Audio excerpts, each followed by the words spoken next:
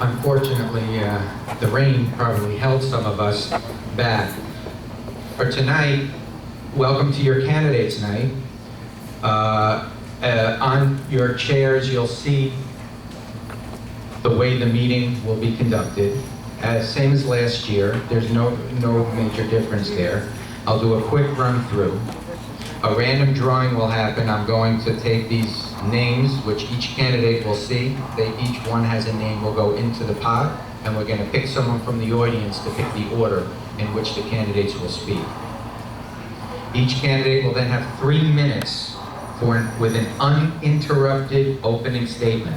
We kindly ask everybody to allow them their 3 minutes to talk with no interruptions.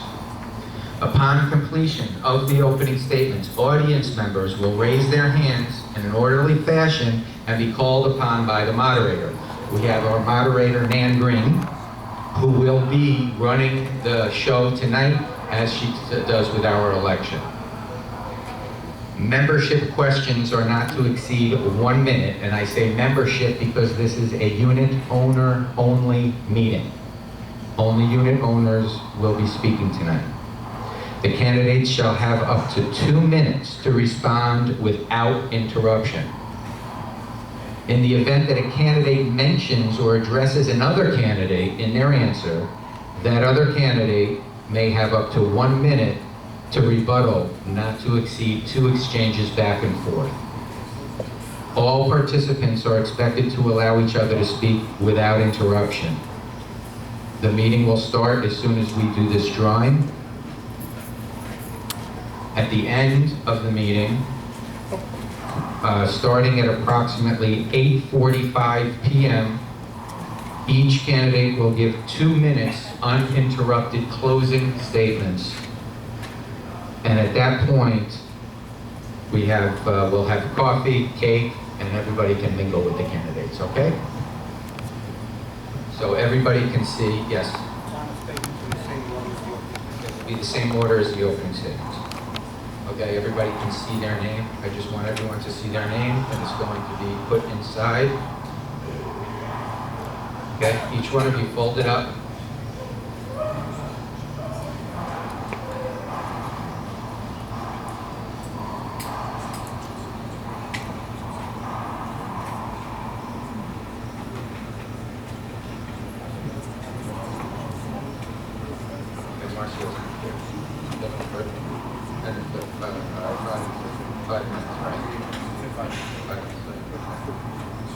Let's put it in.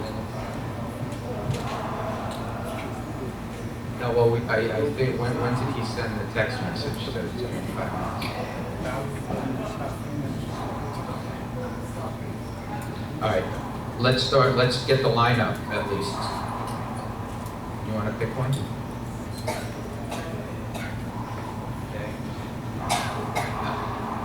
Marcio goes first, so I'll go real slow. I'll have to go real slow. Of course, that's the one that gets put in.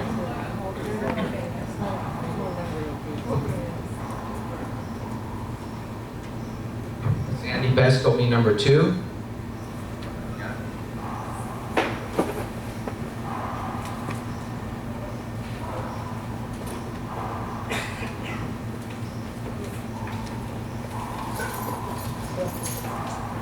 Wendy will be 3.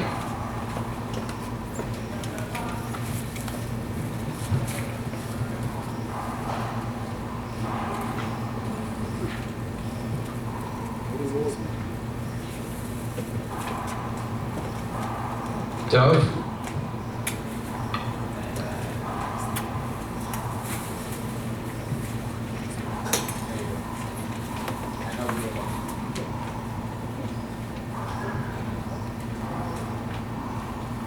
Marvin.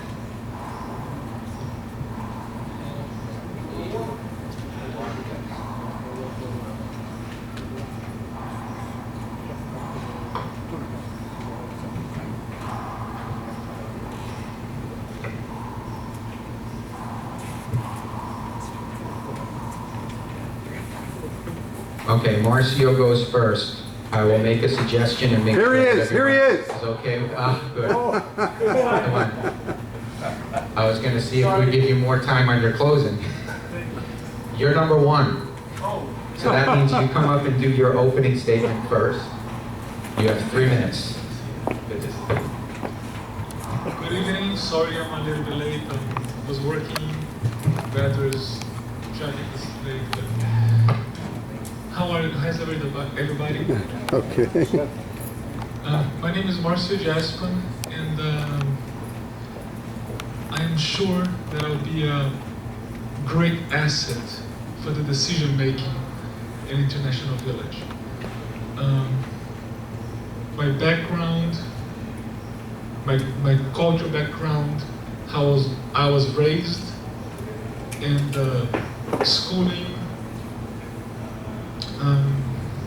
it's all a big part of what I can contribute for International Village.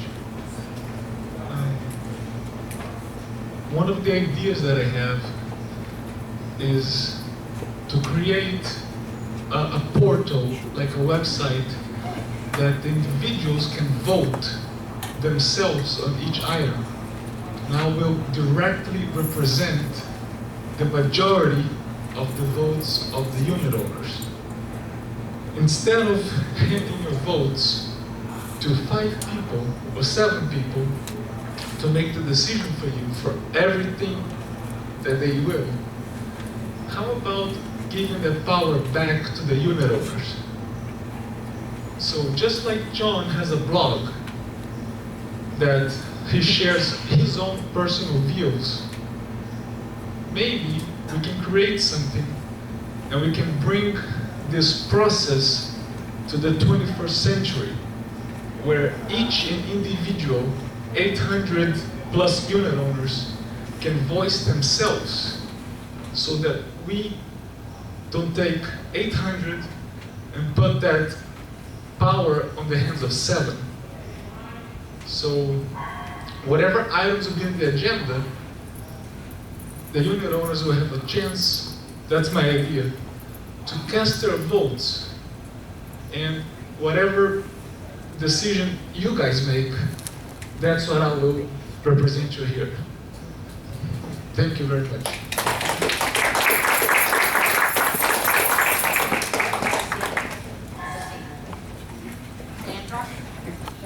Yes, please.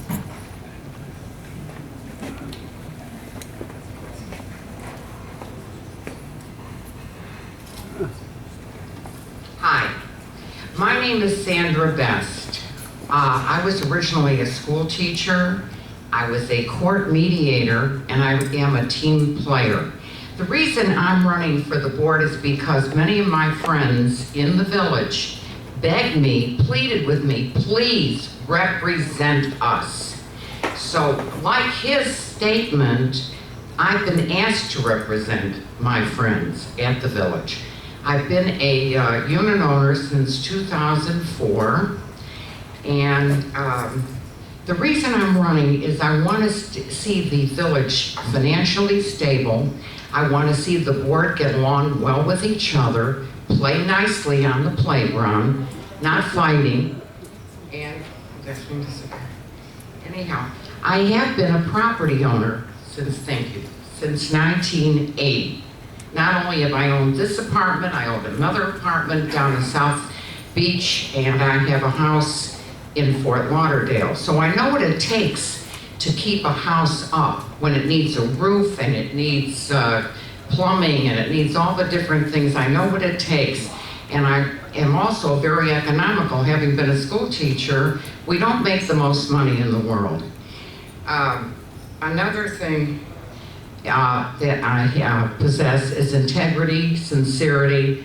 I'm very trustworthy, and I do not have a hidden agenda. I'm not looking to make money on anything. This is a volunteer position. I thank you for listening.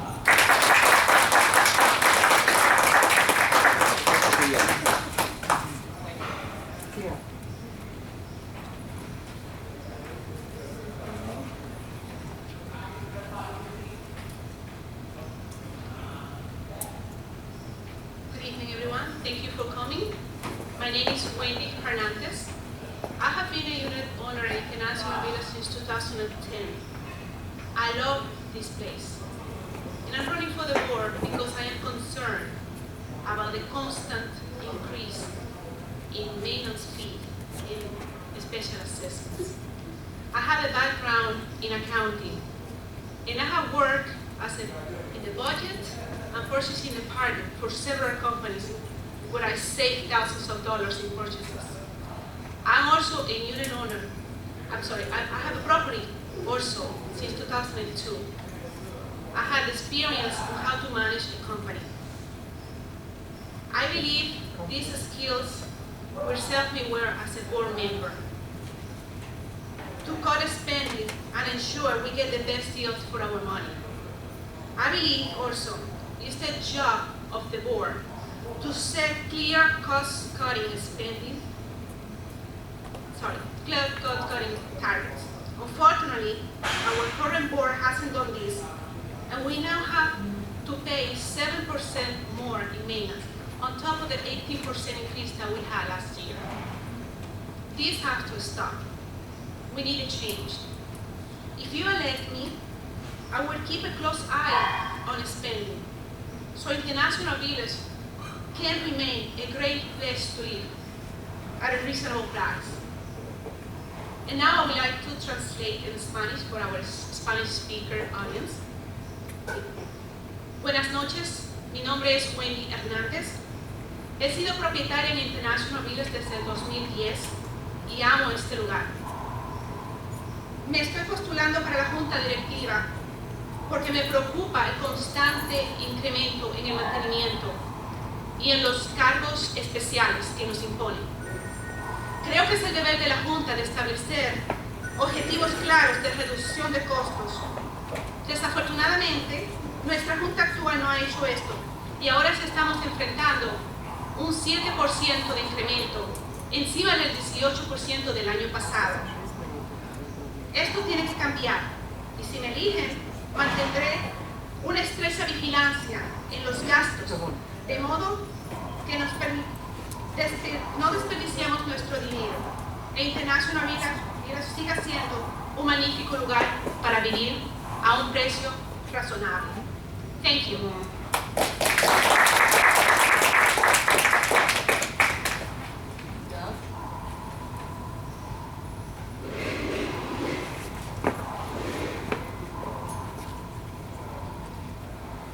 Good evening, everyone. For those of you who don't know me, my name is Doug Wolf, and I've been living here at International Village since 2001. So a little background about myself. I served on the board back in 2011. I was on the Sales and Lease Committee as well as the Legal Committee. I'm a small business owner as well as an investor. And I decided to run this year after observing what I feel to be a mismanagement of our funds.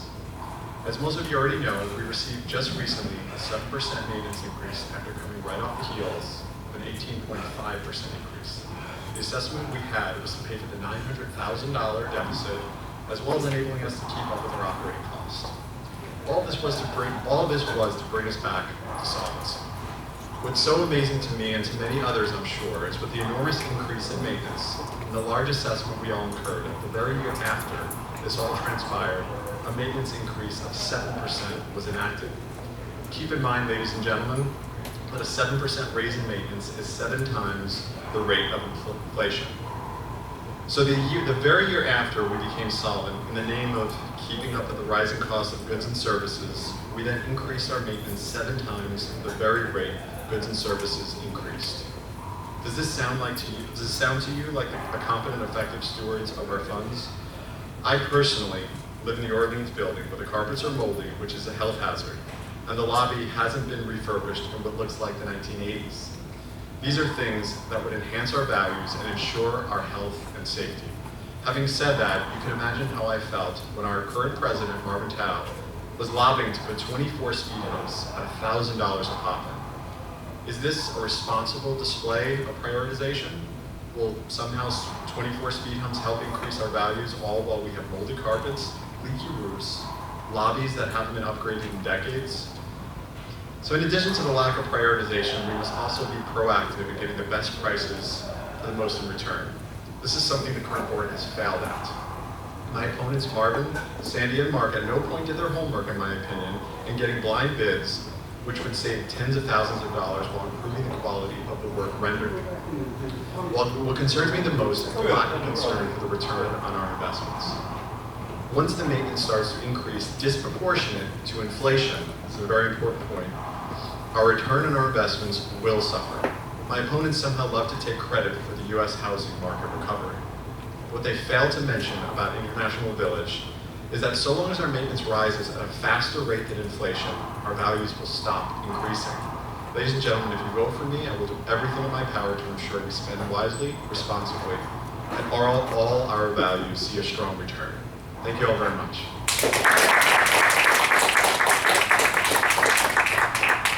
Marvin?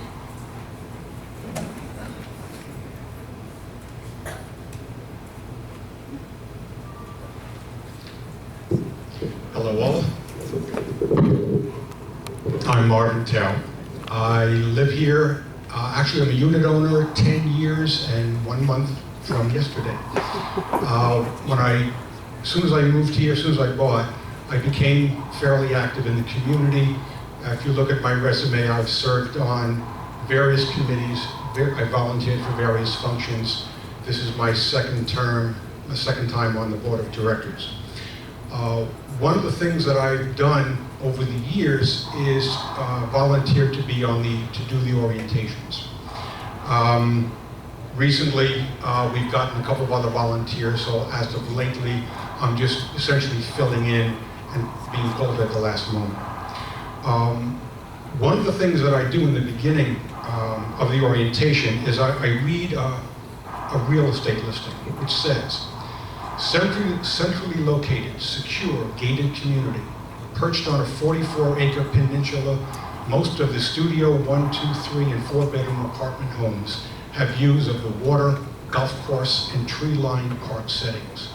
Country club amenities include heated indoor pool, 150,000-gallon outdoor swimming pool that's heated in the winter and chilled in the summer, 3 saunas, men's, women's, and co-ed, 2 jacuzzi spas, 5 tennis courts, fully equipped gym and weight room, billiard room, indoor golf driving range, racquetball court, exercise room, picnic area that includes 2 barbecues and a fire pit, 40 cable channels that include Showtime, free high-speed internet access, free movies on Friday and Saturday nights. Many of the new residents that I speak to are unaware of this, and they are surprised and very pleased. I then go on to talk about the rules and regulations that we all live with. And I try to instill and communicate with these people the joy and the responsibility of living here. As I said, I've been on the board twice, and I volunteered for many positions. And as I said in the very beginning, I still say now, my purpose on the board of directors is to accomplish 2 things: to increase property values and to enhance our quality of life. I believe all my decisions and all my votes and everything I've done is in service of those 2 goals. I look forward to answering all your questions, and I thank you.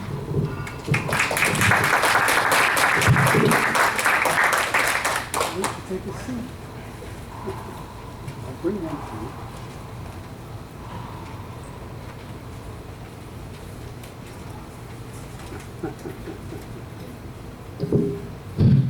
My name is Mark Richmond. I've been your treasurer for 3 years. And the reason I became treasurer and accepted the post, and was not elected, but accepted it, was that I thought that I could get this place out of the quagmire. So I'm going to give you some history as to what really happened and concentrate not so much on the past, but where we are now.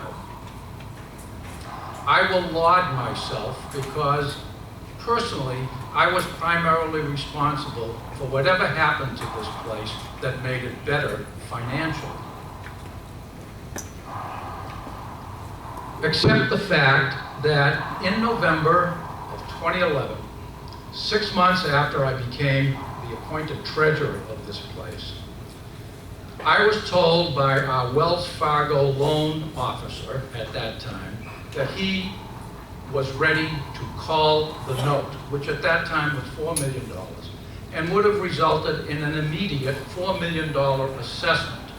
The reason he didn't do it was because of the effort that Charles Fitzpatrick and I had made in trying to get this place organized.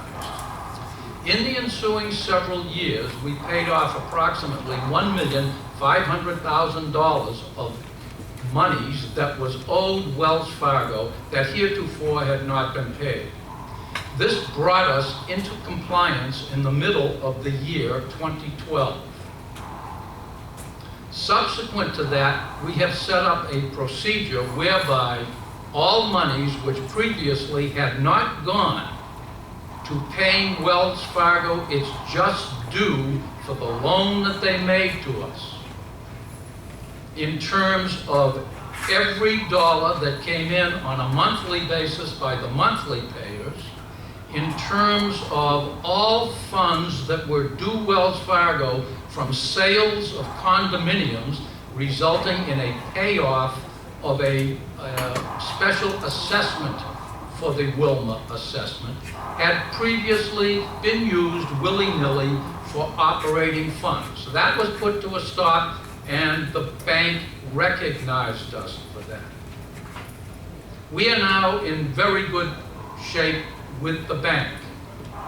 And that brings us up to the immediate present minus 6 months. 6 months ago, before I left here, we opened discussions with, I think, 5 banks to see if we could get some form of extension of the monies necessary for the ensuing whatever would happen, including the most important thing. That's it? Okay. Thank you.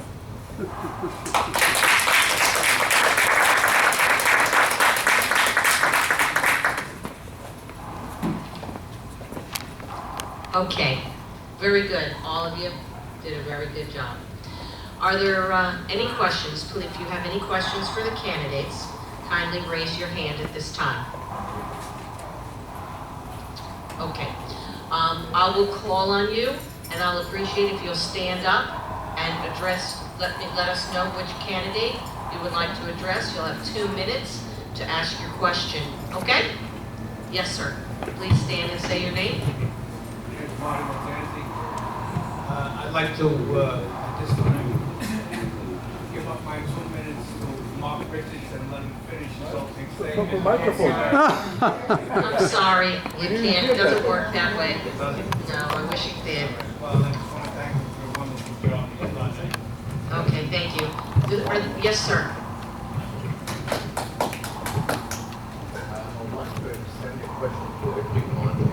You need to specifically address one candidate, yes. Maybe, Okay. where were you in 2011 or 2010 when